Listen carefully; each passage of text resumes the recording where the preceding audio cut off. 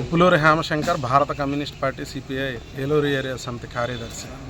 రాష్ట్రంలో సుమారు 13 జిల్లాల్లో 12,50,000 ఎకరాల్లో మొక్కజొన్న రైతులు మొక్కజొన్నను సాగు చేస్తూ ఉన్నారు.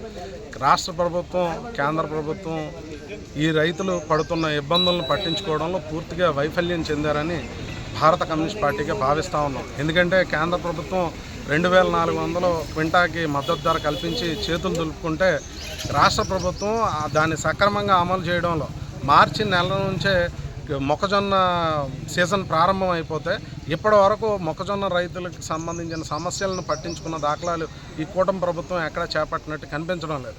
ఎందుకంటే దళారీలు 1,700కి 1,600కి ప్రభుత్వం మద్దతు ధర ప్రకటించినప్పటికీ దాన్ని అమలు చేయని పరిస్థితుల్లో మొక్కజొన్న రైతులకి 1,700, 1,600 ఇచ్చి కొనుగోలు చేస్తాం వలన మొక్కజొన్న రైతులు ఒక క్వింటాకి 700 రూపాయలు చొప్పున ఎకరాకు 21,000 రూపాయలు నష్టపోతున్న పరిస్థితి రాష్ట్రంలో కనిపిస్తూ ఉంది. ఇది ఎందుకో కూటమి ప్రభుత్వం కళ్ళుండి గుడ్డి ప్రభుత్వంలాగా వ్యవహరిస్తూ ఉంది.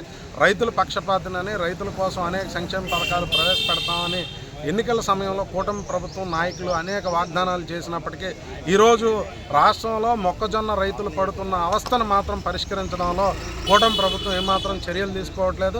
ఇప్పటికైనా మొక్కజొన్న రైతాంగం రాష్ట్రంలో పడుతున్న ఇబ్బందుల్ని రాష్ట్రంలోని కూటమి ప్రభుత్వం తక్షణమే పరిష్కరించాలని, ఆ దిశగా పరిష్కారం చేయకపోతే రానున్న రోజుల్లో మరింత ఉద్యమాలు ఉధృతం చేస్తామని చెప్పి తెలియజేస్తూ ఈరోజు రాష్ట్ర వ్యాప్తంగా అన్ని మండల తహసీల్దార్ కార్యాలయాల వద్ద మొక్కజొన్న రైతులకి గిట్టుబాటు ధర కల్పించి ప్రభుత్వమే మొక్కజొన్న రైతుల నుంచి మొక్కజొన్నలు కొనాలనేటువంటి డిమాండ్తో ఈరోజు మండల తహసీల్దార్ కార్యాలయాల వద్ద ధర్నా జరుగుతూ ఉంది.